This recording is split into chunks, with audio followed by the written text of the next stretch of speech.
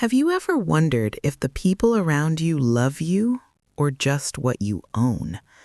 Because I found out the truth at 82 years old, and it broke me in ways I never thought possible. My name is Michelle, and I'm an old woman now. My hair is gray, my hands shake when I hold a cup of tea. My face is full of wrinkles that came from stress, sacrifice, and years of fighting just to survive. I built everything from nothing. I worked when others slept, I struggled when others gave up, and in the end, I succeeded. I owned a huge company. I lived in a big, beautiful house.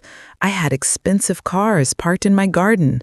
Money was never a problem. But love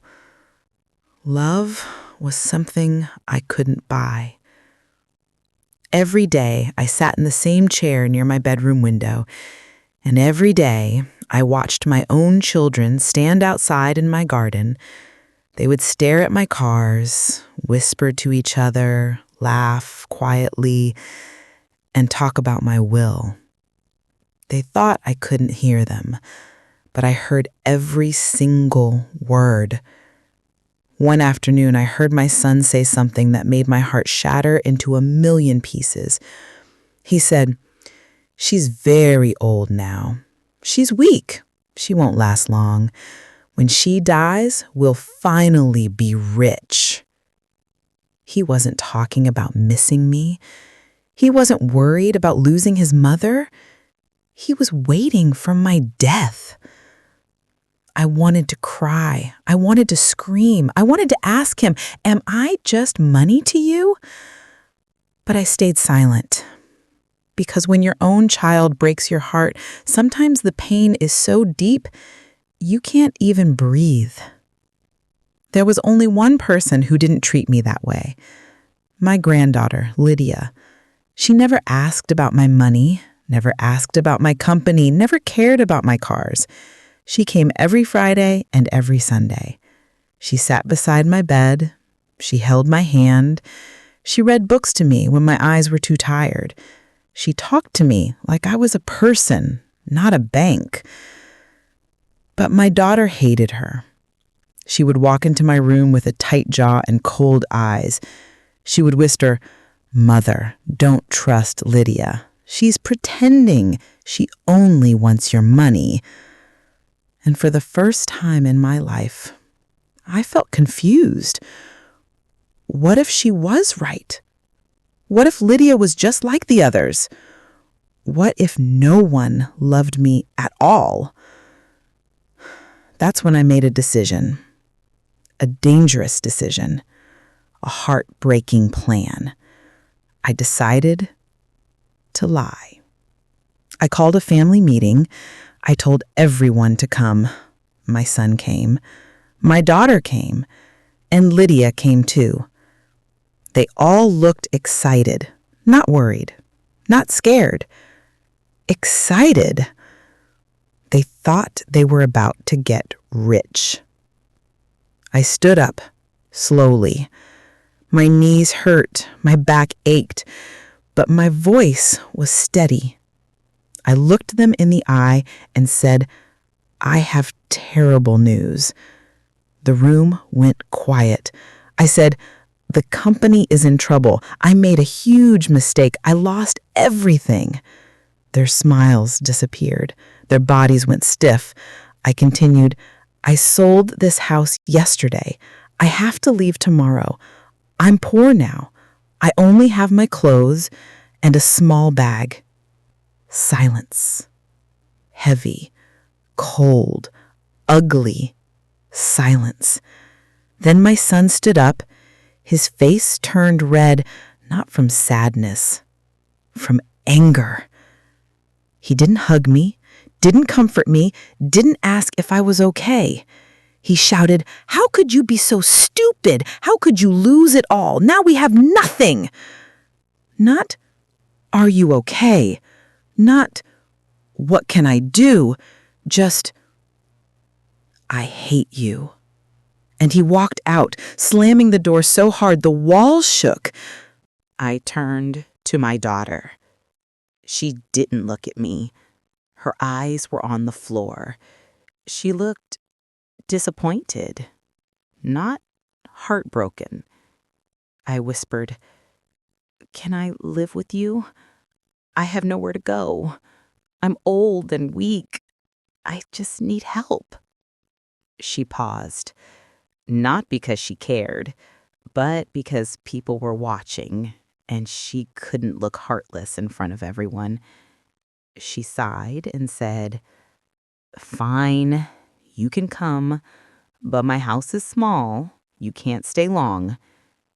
So I packed my tiny suitcase, just a few clothes, just a few memories, and went to her house. It was small, cold, quiet, and for the first time in my life, I felt like I didn't belong anywhere. The first day, she barely spoke to me. The second day, she didn't cook, didn't bring me medicine, didn't ask if I was okay. She slammed doors, laughed loudly with her husband, and sighed every time she saw me.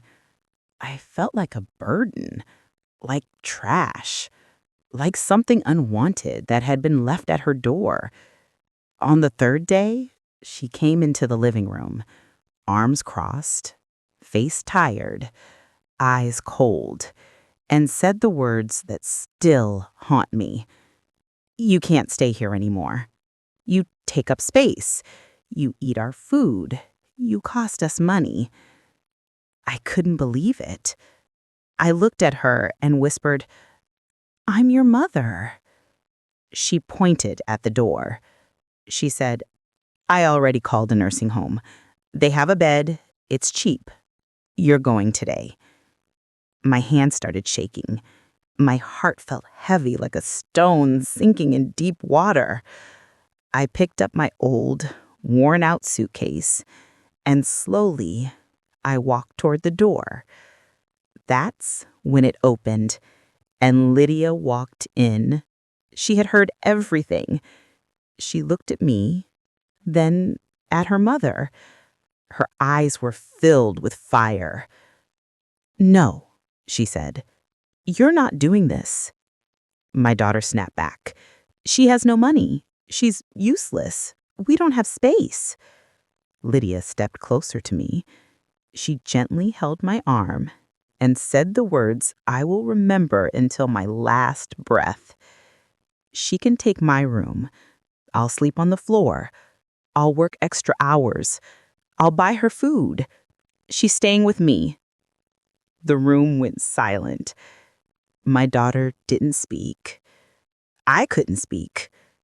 Tears filled my eyes. That's when I knew. She wasn't pretending. She wasn't acting. She loved me. Not my wealth, not my power. Me. I slowly placed that old, dirty suitcase on the table. It looked worthless, broken, empty. I looked at Lydia and said softly, "Open it." She hesitated, opened the zipper, and froze. The bag wasn't full of clothes. It was full of money, stacks of bills, gold watches, legal papers, millions. My daughter gasped and ran forward. "Oh my God, Mother, you still have money. It was a joke. Please stay. We love you." I closed the bag, pulled it away, and for the first time in a long time, my eyes were cold. I said, "No, you love this bag, not me." I turned to Lydia, placed the suitcase in her hands, and said, "You passed the test. You have what money can't buy, a real heart. This is yours now. My company is yours." She cried. I cried. But this time, they weren't tears of pain. They were tears of relief, of truth, of finding real love. I left that small house with Lydia. We went back to my big home. My daughter stood in the street and cried, not for me, but for what she lost. Now, Lydia runs my company. She's kind. She's smart. She's honest. And I live with her in peace. I'm still old, still slow, still wrinkled, but for the first time in my life, I feel rich because I finally found something money could never buy: real love, real loyalty, a real heart. If this story touched you, don't forget: hug your loved ones, value the people who care when you have nothing, and remember, true wealth isn't money. It's the people who stand by you when you lose everything. I love you, Lydia, and thank you for listening to my story.